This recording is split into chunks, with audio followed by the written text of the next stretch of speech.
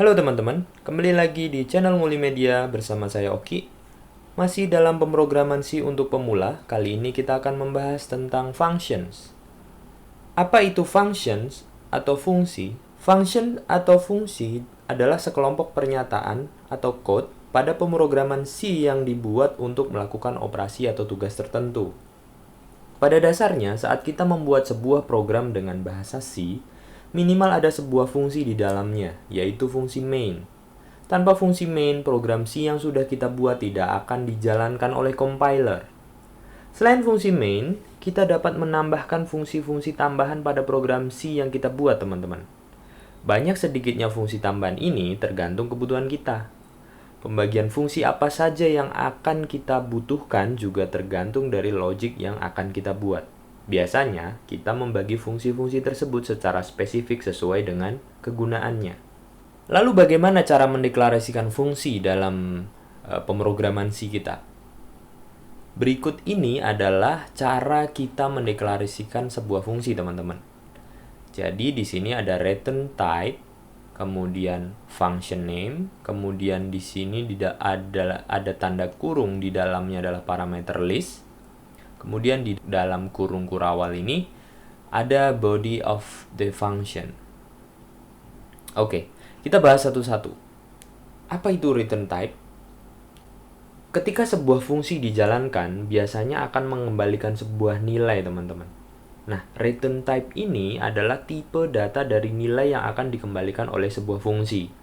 Jika sebuah fungsi ingin dijalankan tanpa mengembalikan sebuah nilai, maka kita dapat menggunakan return type dengan kata kunci void. Kemudian yang kedua, apa itu function name? Function name merupakan nama fungsi yang kita buat. Biasanya, nama fungsi dibuat secara spesifik sesuai dengan kegunaan fungsi tersebut. Function name ini juga akan menjadi kata kunci yang akan kita panggil saat akan menggunakan fungsi tersebut, teman-teman. Berikutnya adalah parameter list.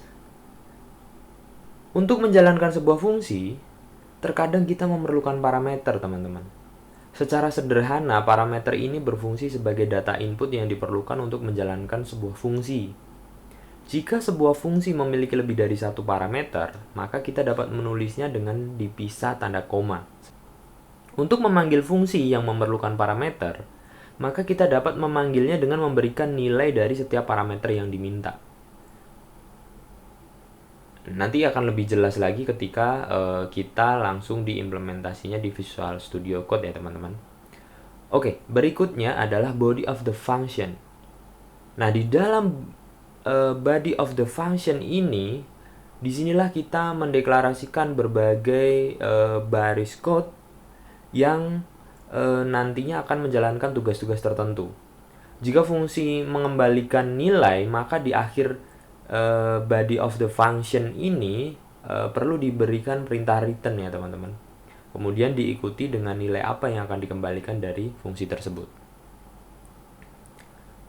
Oke, langsung saja kita ke Visual Studio Code kita untuk mengetahui lebih jauh bagaimana cara implementasi dari fungsi ini.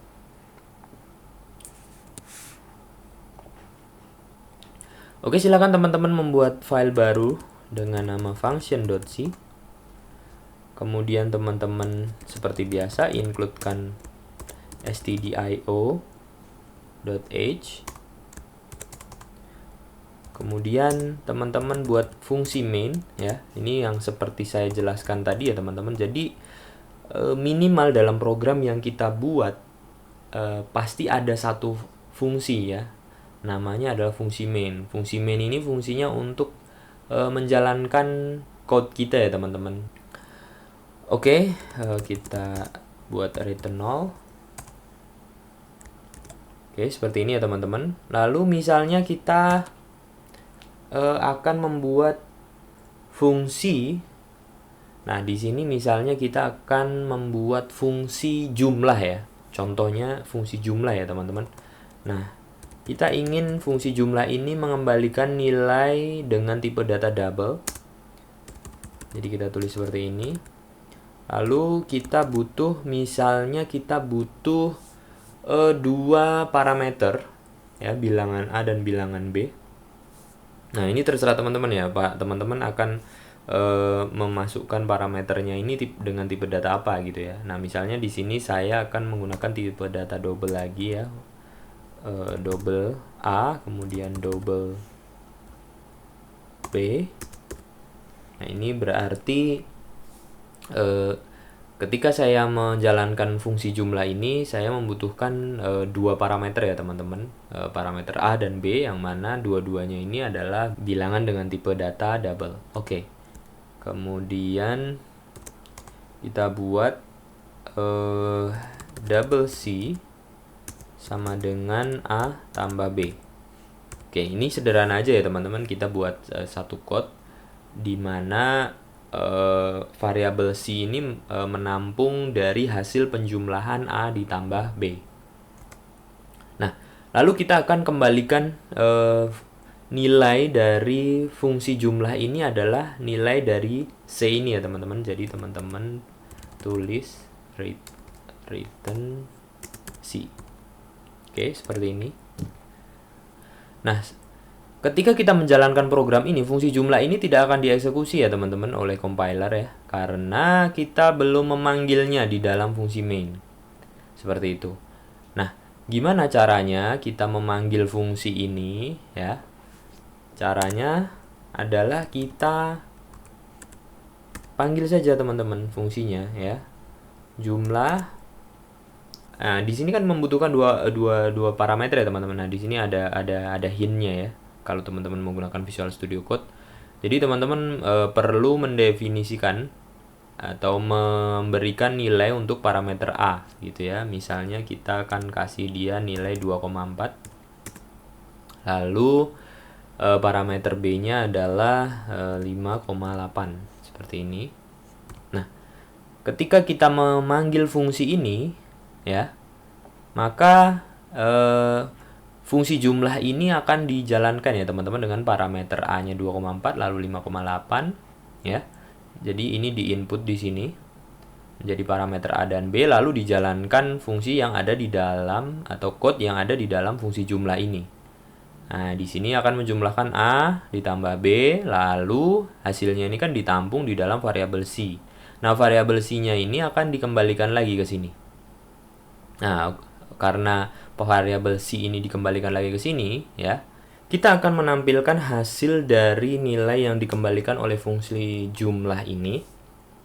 Nah, kita bisa menggunakan fungsi printf ya teman-teman. Kita gunakan fungsi printf, kemudian kita akan print hasilnya ya, karena yang dikembalikan dari fungsi jumlah ini adalah double. Kita menggunakan %lf, kemudian seperti ini. Oke, kita coba langsung run ya teman-teman. Hasilnya adalah 8,2 ya. Jadi 2,4 ya. Ketika kita memanggil jumlah, fungsi jumlah 2,4 dimasukkan sebagai parameter A, kemudian 5,8 dimasukkan sebagai parameter B, lalu dijalankanlah fungsi jumlah ini, maka di sini akan menjumlahkan nilai A dan nilai B ditampung di dalam nilai C, lalu dikembalikan hasil dari nilai C tersebut dalam bentuk atau dengan tipe data double. Dan kita print melalui fungsi printf yang ada di code ini. Oke. Teman-teman paham ya? Jadi fungsi itu seperti itu teman-teman. Kita bisa juga di sini, kita misalkan di sini kita menggunakan integer gitu ya. Jadi yang nilai yang akan kita kembalikan integer, berarti di sini %d ya teman-teman. Oke. Nah, kita coba run seperti apa hasilnya. Ya. Jadi karena nilai yang dikembalikan adalah nilai integer, maka yang dikembalikan adalah nilai 8 ya, bukan 8,2 lagi gitu ya. Nah, seperti itu ya teman-teman. Jadi saya ulangi lagi, di sini adalah tipe data yang akan kita kembalikan dari fungsi yang kita buat. Ya, dalam hal ini adalah tipe data integer ya. Jadi C ini akan dikembalikan, nilai C ini akan dikembalikan dengan tipe data integer seperti itu. Oke. Bagaimana kalau misalnya kita tidak ingin fungsi yang kita buat itu mengembalikan suatu nilai gitu ya.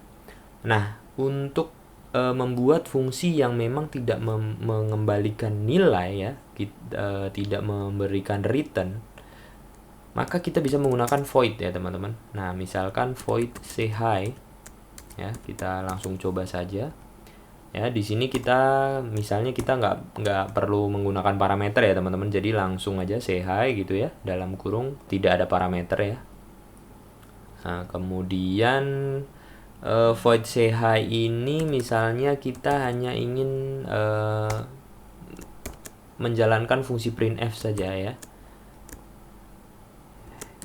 hello buddy ya. Oke, nah lalu bagaimana kita memanggil fungsi yang tidak memerlukan parameter ya? Kita langsung gini aja teman-teman, kita langsung panggil sesuai namanya saja ya, say hi, kemudian dalam kurung ya, tidak perlu diberikan value gitu ya, karena fungsi say hi ini tidak memerlukan parameter. Oke, jangan lupa di save. Nah, dan teman-teman silahkan run lagi ya. Oke, kita kasih backslash n ya, agar membentuk row baru ya, seperti ini. Oke ya, jadi ketika fungsi itu tidak memerlukan parameter, teman-teman tinggal panggil aja ya sesuai dengan namanya, lalu kurung buka kurung tutup seperti ini ya, tanpa perlu mendefinisikan nilainya ya, ataupun parameter. Nah, tetapi jika teman-teman membuat sebuah fungsi dengan parameter seperti ini ya, maka teman-teman harus definisikan ya, untuk memanggil fungsi tersebut teman-teman wajib mengisi nilai dari parameter-parameter yang dibutuhkan. Nah, seperti itu ya teman-teman untuk materi atau pembahasan mengenai function atau fungsi di dalam pemrograman C kita kali ini. Jika teman-teman ingin mendapatkan atau ingin membaca lebih detail lagi apa yang sudah saya sampaikan tadi, teman-teman bisa cek link website di kolom deskripsi ya. Di sana saya taruh juga source code dari latihan kita kali ini. Teman-teman bisa ke sana, teman-teman bisa membaca lebih detail lagi dan mendapatkan source code yang kita coba pada tutorial kali ini. Oke, sampai ketemu lagi di video selanjutnya. Jangan lupa subscribe, like, dan share video ini jika bermanfaat. Dan sampai jumpa di video selanjutnya. Bye-bye.